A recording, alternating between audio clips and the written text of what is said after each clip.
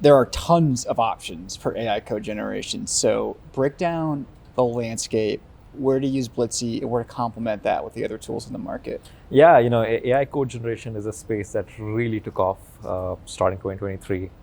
A bunch of options.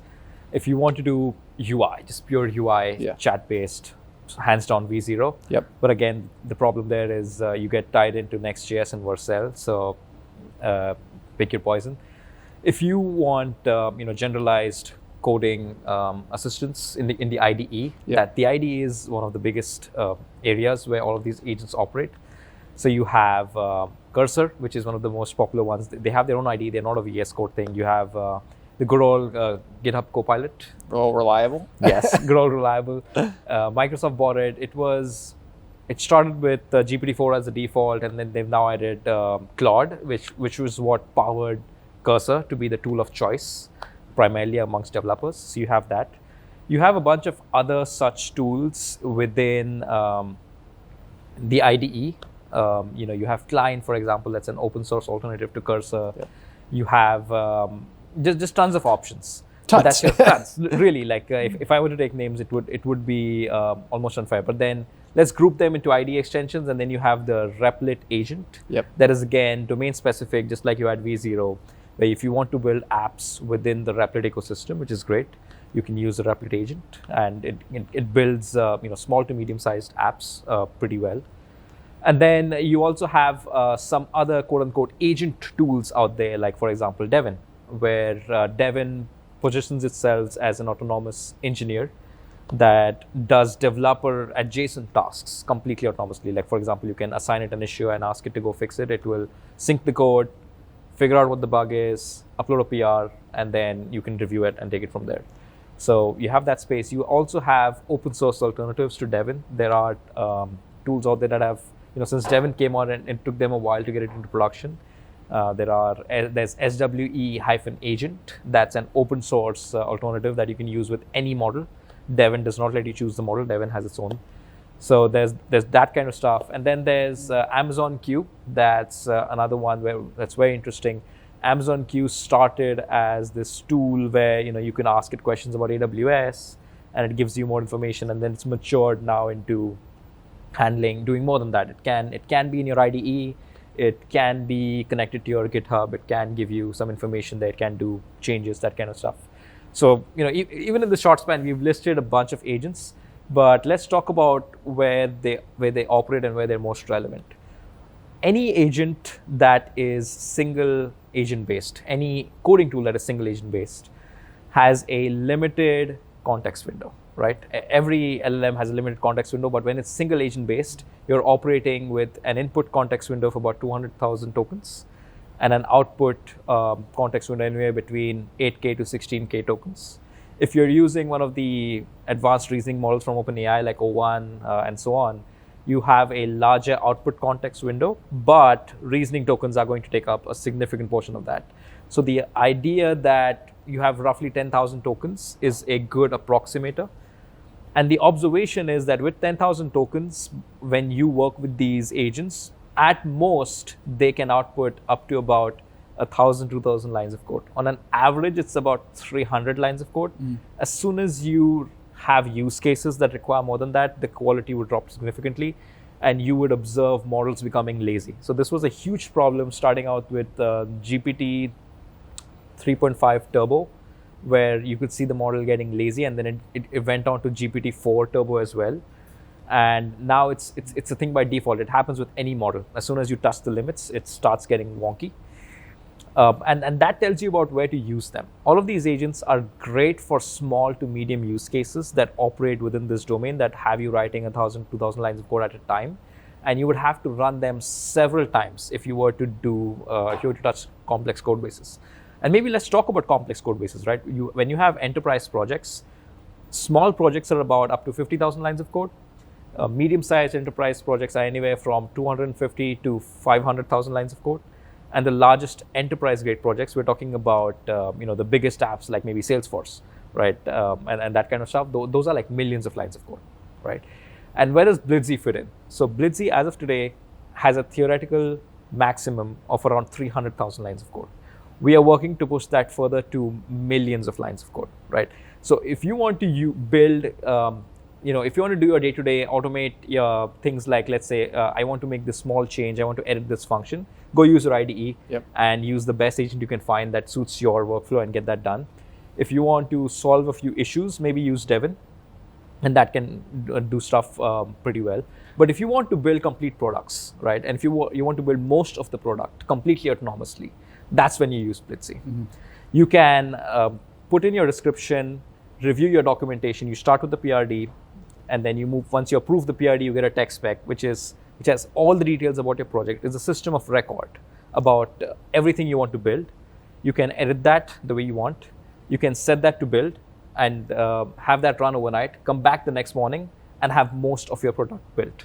And then you can spend a small amount of time just taking it to production, fixing any issues. And that's a completely new way to build things. And that is going to be a very important part and a very interesting part of building products going forward.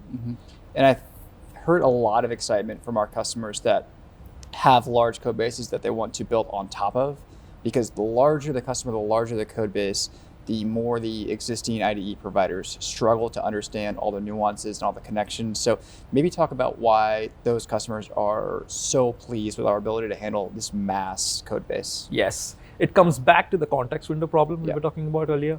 So because the input context window is only about 200,000 tokens, and if you practically test that, most tools and most models struggle beyond 100,000 tokens. Because the 200,000 limit that you've been given is a theoretical maximum, right?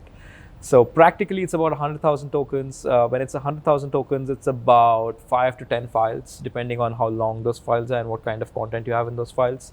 The more detail you squeeze in, the harder it is for those models to focus on every bit of that detail.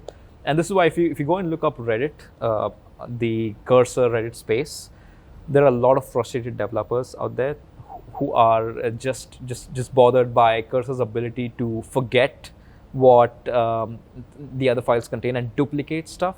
So you frequently run into this issue where just because those files were not added to whatever LLM, let's say you're using Claude within Cursor, and those files, you have some files that contain relevant information regarding to what you're trying to do, but they were not added in to Claude's context window, which is why it ended up duplicating that. Or it ended up making some changes that you were not expecting it to make, that you did not ask for, right? Or it ended up just simply forgetting to make some changes. So you have all these problems that are a function of the context window. And even though you have the entire code base open and you provided the entire code base to the LLM, that does not mean that it has an understanding of all of it. And that does not mean that it has loaded all of it into its context window, because it's at any point of time, you have your messages, you have the code base, and you have a bunch of other parameters that have been set up and that the LLM needs to understand to be able to work with you in your IDE, right? So that's why single agent tools cannot scale for large code bases. And you will have this problem always going forward. But the way Blitzy is different is that we use thousands of agents to index all of your code. And that's why we're not a real-time tool.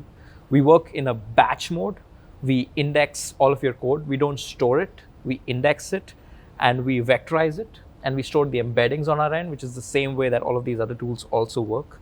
And at that point, we understand your code base, right? So when you add in a new request and say, hey, refactor from Ruby to Python, which is a POC that we did for one of our customers, or you want to add a new feature to your existing code base, and that could be a small thing as a widget, or it could be a new service, a new microservice, right? Or it could be a refactor from a monolith to microservices. And those three things are completely different. The quantum of changes that you would have to make to solve for any of those is completely different. It's extensive, and there's no AI tool on the planet other than Blitzy that can do that. We are very confident about this because of how much time we've spent studying all these tools and solving this specific problem with Blitzy. And I think we've been surprised at the rush of refactors that have found their way towards us, because we haven't really promoted or gone after that market yet. But because we can understand and transform code bases from one, obviously, framework or language into another, naturally, that part of the market has found us. So Talk to me about what that process looks like. We just had Fortune 2000 ask us to do. They were using MATLAB, and they needed to move it to Python. Right. And so talk to me about that process, why we are so uniquely set up to help them, and what that might look like going forward. Yep. So if you think about refactors and why they are so challenging, right? You have this code base that has grown and bloated up, over the period of years. You've added all your features, and it's in production. It works fine, but maybe you cannot move forward because you have a new requirement that cannot be solved with your existing technology stack, right? So it's not a net ROI positive move to execute the refactor because there's a huge upfront cost, right? That you have to allocate developers to do that, and then you certainly don't want to put your best developers on that because there are certainly much higher priority items that you'd rather focus on. So which is why refactors continues to be an interesting problem. And then if you were to use like a team of developers that are not your primary team, and they need to execute this refactor, they cannot use the copilots and the coding tools directly because of that single agent problem, where the code base simply cannot fit in the context window. You can run it thousands of times. You can run tasks thousands of times, but every time you run it, you only get up to 60 to 70% quality, right? So the developers are focused on fixing the issues that were left out of that with these AI tools, and it's just not feasible to run that so many thousands of times. You're at that point, you're just better off doing it yourself. Yeah. Right. So that's where Blitzy comes in, where you can connect your repository or group of repositories to the Blitzy platform.